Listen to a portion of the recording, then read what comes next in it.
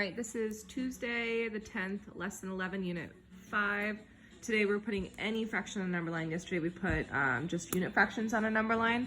And so today our TTED is, I can place a fraction on a number line by identifying the total amount of intervals and the location it falls. Actually, really doesn't make much sense. I can place a fraction on a number line by identifying the total number of intervals in the fraction and then the amount of spaces the fraction takes up. And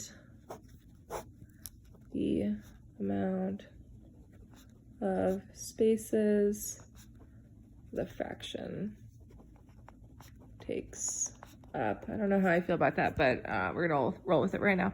How many equal intervals are in the whole? What's the unit fraction? How can I count using the unit fraction to locate the other fractions? Yeah, we're gonna go with that. So this is gonna be the CFS. And then you didn't get to see me do this because I just started to do it on my own.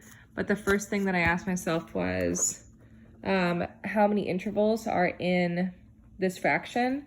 There are 6 intervals in the fraction. So then I decomposed this into 6. I labeled each individual fraction, and then I found 4/6. I didn't really think about the unit fraction thing that they were talking about, but I'll try and do it on this page because I want to try and figure out what they're talking about. Place a triangle above the point of the number line for each fraction shown below. So how many intervals are in the whole? There are 3 intervals. 1, 2, 3. Great. What's the unit fraction? 1/3. How can I count using the unit fraction to locate the other fractions? I don't know, like this. 0/3, 1/3, 2/3, 3/3. I'm just confused by what they mean by that. And then I have to put a triangle above it. Yeah, this is pretty straightforward.